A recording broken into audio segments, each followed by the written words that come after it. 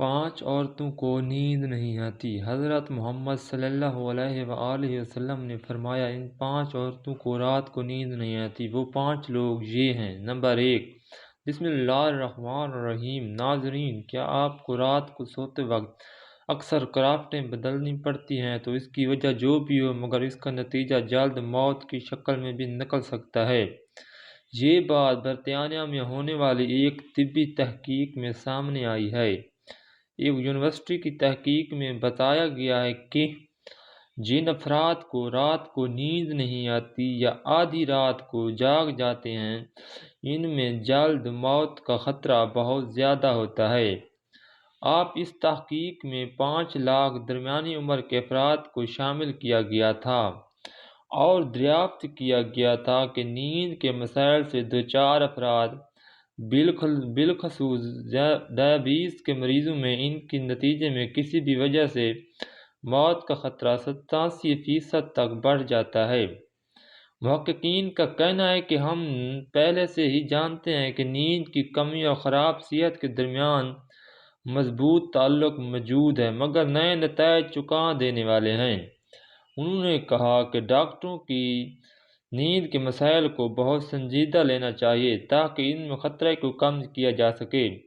ان کا کہنا ہے کہ شوگر سے ویسے ہی مختلف امراض سے موت کا خطرہ 67% تک بڑھ جاتا ہے، مگر ایسے مریضوں کو بے خوابی یا نیند کے دیگر مسائل کا سامنا ہو، ان کے لیے یہ خطرہ 87% تک بڑھ جاتا ہے۔ ان سے قبل 2019 میں کیلیفورنیا یونیورسٹی کی ایک تحقیق میں بتایا گیا کہ محض رات کو کم سونا بھی ذہنی بے چینی، خوف یا اعصابی خلل کا خطرہ 30% تک بڑھ جاتا ہے۔ طبی جریدے جرنل نیچر ہیومن بیہیویئر میں شائع تحقیق میں محققین کا کہنا ہے کہ ہم نے گہری نیند کا ایک نیا فائدہ دریافت کیا جو رات بھر دماغی کنیکشن دوبارہ منظم کر کے ذہنی تشویش اور بے چینی کو کم کر دیتا ہے۔ نیند کی کمی کی وجہ سے ذہن بوجھل ہو جاتا ہے، مختلف مسائل کا شکار ہو جاتا ہے، جبکہ زیادہ سونا حالت کو بہتر بناتا ہے۔ ناظرین، آئیے اب بات کرتے ہیں ان عورتوں کے بارے میں جن کو رات کے وقت نیند نہیں آتی۔ حضرت محمد صلی اللہ علیہ وآلہ وسلم نے فرمایا، 5 عورتوں کو نیند نہیں آتی۔ وہ 5 عورتیں کون سی ہیں؟ جاننے کے لیے ویڈیو کو مکمل ضرور دیکھیے گا۔ ناظرین، آئیے جانتے ہیں ایسی 5 عورتوں کے بارے میں جنہیں نیند نہیں آتی۔ نمبر 1، جو کسی کے قتل کا ارادہ کرتی ہو۔ قرآن پاک میں ارشاد ہے، جو شخص کسی مسلمان کو جان بوجھ کر قتل کرے تو اس کی سزا جہنم ہے، جس میں وہ ہمیشہ رہے گا۔ اللہ تعالیٰ اس پر عذاب نازل کرے گا اور لعنت بھیجے گا۔ اللہ نے اس کے لیے بڑا عذاب تیار کر رکھا ہے۔ اسی وجہ سے ہم نے بنی اسرائیل کو یہ پیغام لکھ دیا تھا کہ جو کوئی کسی کو قتل کرے، جب یہ قتل نہ کسی اور جان کا بدلہ لینے کے لیے ہو اور نہ کسی کی زمین فساد پھیلانے کی وجہ سے ہو، تو ایسا ہے جیسا اس نے تمام انسانوں کو قتل کر دیا، اور جو شخص کسی کی جان بچا لے تو یہ ایسا ہے جیسے اس نے تمام انسانوں کی جان بچا لی۔ مطلب یہ ہے کہ ایک شخص کے خلاف قتل کا یہ جرم پوری انسانیت کے لیے خلاف جرم ہے، کیونکہ کوئی شخص قتل حق کا ارتکاب اس وقت کرتا ہے جب اس کے دل سے انسان کی حرمت کا احساس مٹ جاتا ہے۔ ایسی صورت میں اگر اس کے مفاد یا سرشت کا تقاضا ہو، کسی اور کو بھی قتل کرنے سے دریغ نہیں کرے گا۔ اسی طرح پوری انسانیت اس کی مجرمانہ ذہنیت کی زد میں رہے گی۔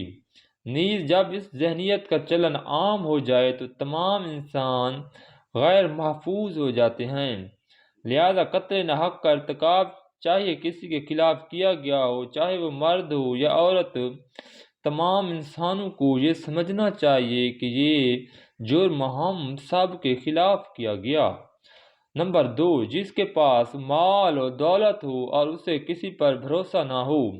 محترم ناظرین، اکثر عورت میں یہ چیز یہ بخیل پن پایا جاتا ہے کہ وہ یا تو ہر کسی پر بھروسہ کر لیتی ہے اور بے وقوف بن جاتی ہے، لیکن جب اسے کہیں بھروسہ کرنا پڑ جائے تو وہ وہاں بھی بے وقوفی کھاتی ہے، کھاتے ہوئے ناسمجھی کا مظاہرہ کرتی ہے جو اسے نقصان پہنچاتا ہے۔ ناظرین، مرد ہو یا عورت، تاریخ کے ہر دور میں ایک سے بڑھ کر ایک دولت مند کرداروں پر نمودار ہوئے اور گردش محض سال کے بعد مٹی کا دو بن گئے۔ اس کے باوجود حضرت انسان سمجھنے کے لیے تیار ہی نہیں، دولت کے انبار پانے کے صرف پیغمبر اور اولیاء استقامت پر کھڑے نظر آئے، ورنہ زیادہ تر دولت نے انسان کا دماغ خراب کیا، انسانی غرور کا شکار ہوا، اور پھر یہی وہ مقام جہاں اس کائنات کا اکلوتا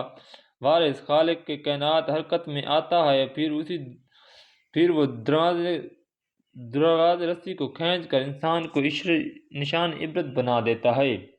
اس کی وجہ سے عبرت انگیز مثال اردن کیا، جس کے خزانوں کی شہرت ضرب المثل بن چکی ہے۔ نمبر 3، جس نے لوگوں سے بہت جھوٹی باتیں کی ہوں اور لوگ اس پر جھوٹے الزام لگاتے ہوں۔ ناظرین، یہ ہر عورت کی فطرت ہے کہ وہ باتیں کرنا شروع کر دے تو دنیا کی کوئی طاقت اسے نہیں روک سکتی، یہی اس کی حماقت ہے۔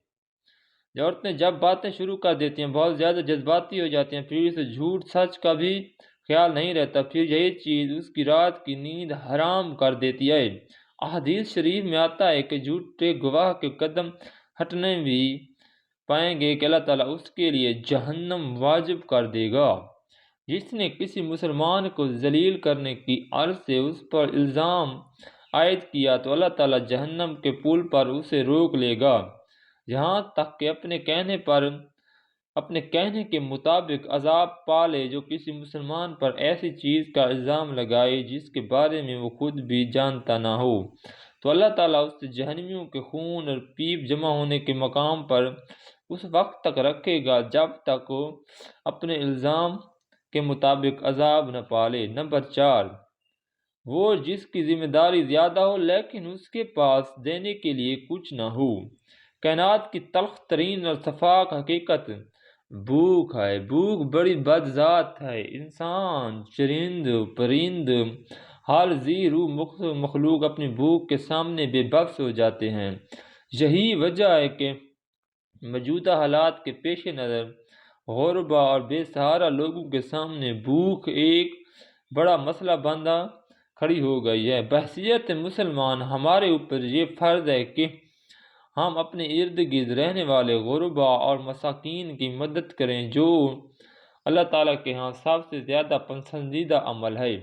ایک حدیث میں آپ صلی اللہ علیہ وسلم نے یہ افضل عمل کیا کہ تم اپنے مومن بھائیوں کو خوش پہنچاؤ یا اس کا قرضہ ادا کرو، اسے کھانا کھلاؤ۔ صاحب استقامت پر واجب ہے کہ وہ مستحقین کی مدد اور بھرپور مدد کریں۔ نمبر 5، وہ کسی کے عشق میں مبتلا ہو اور جدائی سے ڈرتا ہو۔ کسی اپنے کی جدائی کبھی بھی آسان نہیں ہوتی۔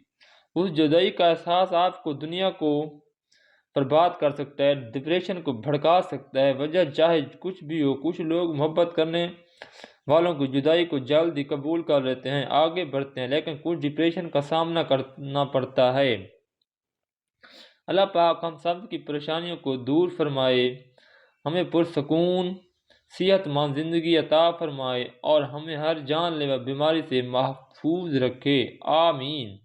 ناظرین، کامنٹ باکس میں اللہ تعالیٰ کے 99 ناموں میں سے ایک نام ضرور ٹائپ کریں۔